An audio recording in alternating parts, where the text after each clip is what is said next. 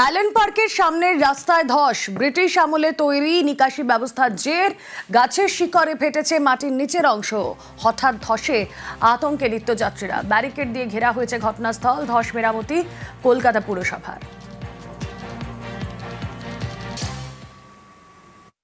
এগুলো দেখেন, এটা আগেকার পুরনো ব্রিক্স লাইন আছে।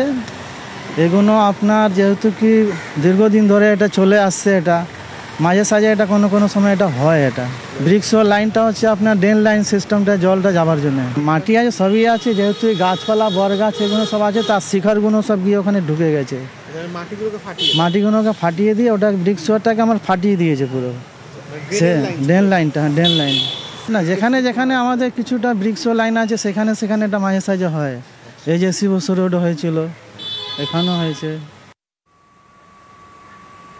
রাত 9টা নাগাদ হঠাৎই পার্ক স্ট্রিটে অ্যালেন পার্কের সামনে ধসে যায় রাস্তার একাংশ। গতকাল থেকেই রীতিমতো ব্যারিকেড দিয়ে কর্ডন করে রাখা হয়েছে জায়গাটি, এবং অত্যন্ত ব্যস্ততম রাস্তা, সেক্ষেত্রে যান চলাচলের নিয়ন্ত্রণও করা হয়েছে। আধিকারিকদের কথায় যে এই যে পার্ক স্ট্রিটের যেই রাস্তা পুরনো আমলে অর্থাৎ ব্রিটিশ আমলের যে ইটের ড্রেনেজ সিস্টেম, সেই ইটের ড্রেনেজ সিস্টেম রয়েছে ভেতরে, সেক্ষেত্রে যে আশেপাশের গাছগুলো রয়েছে তার শেকড় আসাতে সেই ইটগুলোকে দুর্বল করে দেয়, এবং সেই ইটে ধস নামাতেই পরবর্তীতে এই পিচের যে ওয়েট না রাখতে পেরে সেই রাস্তাটি পুরোপুরি ধসে যায়। শুধুমাত্র পার্ক স্ট্রিট নয়, পার্ক স্ট্রিট ছাড়াও আশেপাশে এজিসি বোস থেকে শুরু করে এরম বেশ কয়েকটি জায়গা রয়েছে যেখানে এখনও সেই পুরনো আমলের ব্রিক সিস্টেমের ড্রেনেজ সিস্টেম রয়েছে, এবং সেখান থেকেই এই ধরনের একটা ভয়াবহ পরিস্থিতি ঘটে। ক্যামেরায় বিপুল ঘোষের সঙ্গে রঘুনাথ দত্ত চৌধুরী, নিউজ 18 বাংলা, কলকাতা। ঝাড়গ্রামে জমি মাফিয়ার দাপট। সরকারকে বিক্রি করা জমি ফের বিক্রির অভিযোগ। লোধা শবরদের জন্য বরাদ্দ সরকারি জমি, তা বিক্রির অভিযোগ। যোগেন মাহাতোর থেকে জমি কেনে রাজ্য, আর সেই জমি বরাদ্দ হয় লোধা শবরদের জন্য। সরকারি জমি কি করে, সরকারকে বিক্রি করা জমি কি করে ফের বিক্রি, জানবো। আমাদের প্রতিনিধি রাজু রয়েছেন সঙ্গে। রাজু, প্রথমত বলে রাখি যে এই যে সরকারি জমি যেটা রাজ্য সরকার লোধা শবর ডেভেলপমেন্টের জন্য কিনেছিল, প্রায় 30 একর জমি, যেটা আনুমানিক যেটা জানা যাচ্ছে ভূমি দপ্তর সূত্রে প্রায় 40 বিঘের জমি। সেই 40 বিঘে জমিতে এই সমস্ত লোধা শবররা চাষাবাদ করতো এবং তাদের বাড়িঘর রয়েছে। সেক্ষেত্রে সেই জমি যে যোগেন মাহাতোর কাছ থেকে কেনা হয়েছিল সরকারের কাছ থেকে, সেই যোগেন মাহাতোকে হাত করে কারখানা কর্তৃপক্ষ সেই জমিকে নিজেদের নামে হাতিয়ে নিয়েছে। আর এই জমি যখন মিউটেশন করতে যাচ্ছে, সেই সময় যখন এই লোধা শবরদের কাছে নোটিশ যাচ্ছে, সেক্ষেত্রে লোধা শবররা দেখে আতঙ্কিত, কারণ লোধা শবররা সেই অর্থে শিক্ষিত নয়। রাজ্য সরকার জমি দিয়েছে, কিন্তু সেই জমিকে যে নিজেদের নামে করতে হবে সেটা তারা করেনি। সেক্ষেত্রে যখন এই নোটিশ যেতে তারা জানতে পারে, এবং সেই বিষয় নিয়ে তারা যখন প্রশাসনের কাছে এসে দাঁড়ায়, প্রশাসন প্রথমটা খামখেয়ালিপনা দেখায়, এবং তারপরেই এই যে যোগেন মাহাতো যে জমি বিক্রি করেছিল রাজ্য সরকারকে, তার বিরুদ্ধেই অভিযোগ করে ঝাড়গ্রাম থানাতে এফআইআর করেছে এই লোধা শবর যে গ্রামের মানুষজন রয়েছেন তারা। আর এই নিয়ে তারা সরব হয়েছেন, কারণ প্রশাসনের তরফ থেকে তারা চাইছেন যাতে দ্রুত ব্যবস্থা হয়। আর অপরদিকে যে জমি যারা কিনেছেন, যে কারখানা কর্তৃপক্ষ, তারা কিন্তু দিনে এবং সন্ধ্যেতে তাদের কাছে এসে হুমকি দিচ্ছে। সরকার থেকে যে কি বলে দলিল দিয়েছিল 32 জায়গায় 65 ডিসিমেল জায়গা যোগেন চন্দ্র মাহাতো পুনরায় বিক্রি করে দিয়েছেন। আর কি সরকার টাকা দিয়েছিল যোগেনকে, সেক্ষেত্রে সরকারের টাকা দেওয়া জমি বিক্রি করে দিয়েছে। হ্যাঁ, আপনি কি অভিযোগ করেছেন? থানায় যে অভিযোগ করেছি, একবার জায়গাটা বিক্রি করেছেন, দিয়ে আবার পুনরায় বিক্রি করেছেন, এনার যাতে শাস্তি হয়।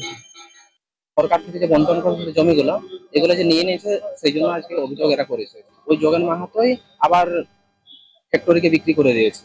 এইখানে যারা জড়িত আছে আর তাদের সমস্ত লোকের দৃষ্টান্তমূলক যেমন শাস্তি হয়। জমির একটা চক্রান্ত চলছে, এখানে অনেক লোক সাথে জড়িত আছে, এতে সমস্ত লোকেরই দৃষ্টান্তমূলক শাস্তি হয়, সবাই এটাই চাইছে। মোহনপুর মৌজার 915 জেএলে একটা লোধা শবরদের জমি নিয়ে একটা ইস্যু হয়েছে। আপাতত লোধাদের যে জমিটা নিয়ে ইস্যুটা হয়েছে, সেই ইস্যুতে আমরা লোধাদের বেশ কিছু জমি আমরা অলরেডি কিছু জমি রেকর্ড করে ফেলেছি, এবং ওনাদেরকে বলেওছি যে মিউটেশনে ফেলতে আর কি। তো অ্যাজ আর্লি অ্যাজ পসিবল যদি মিউটেশনে ফেলে আমরা হয়তো বাকি জমিগুলো আমরা রেকর্ড করে দিতে পারবো, এবং এই ইস্যুটা হয়তো সলভ হয়ে যাবে। উত্তরবঙ্গ এবং দক্ষিণবঙ্গে বৃষ্টি চলবে আগামী বৃহস্পতিবার পর্যন্ত, বর্ষার বৃষ্টি। আর রবিবার বৃষ্টি কমলেও সোমবার এবং মঙ্গলবার বৃষ্টি বাড়তে পারে।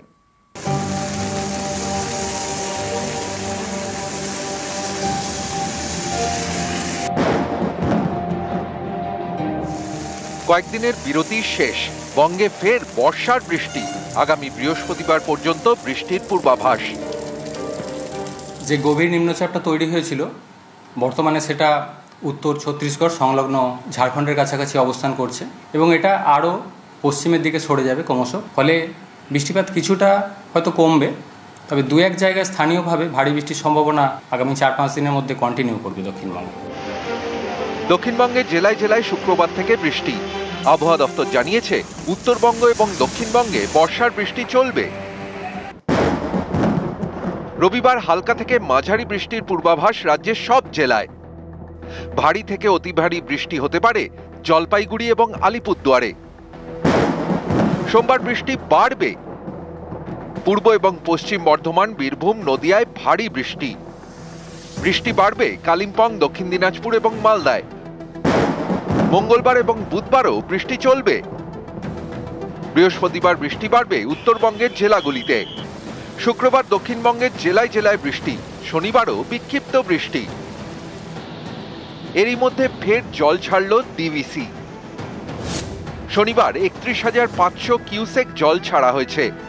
এর মধ্যে পাঞ্চেত থেকে 25,000 কিউসেক এবং মাইথন থেকে 6,500 কিউসেক। নিউজ 18 বাংলা। বাড়ি করতে গেলে 1 লক্ষ টাকা তোলা দিতে হবে, আর সেই টাকা দিতে রাজি না হওয়ায় তৃণমূল কর্মীকে হুমকি। ব্যান্ডেলে এমনই চাঞ্চল্যকর অভিযোগ তৃণমূলেরই পঞ্চায়েত সদস্যের বিরুদ্ধে। পরিবারের দাবি, হুমকির পরেই অসুস্থ হয়ে পড়েন সেই তৃণমূল কর্মী। 12 জুলাই থেকে হাসপাতালে ভর্তি, শুক্রবার মৃত্যু। অভিযোগ মানতে নারাজ তৃণমূল নেতা।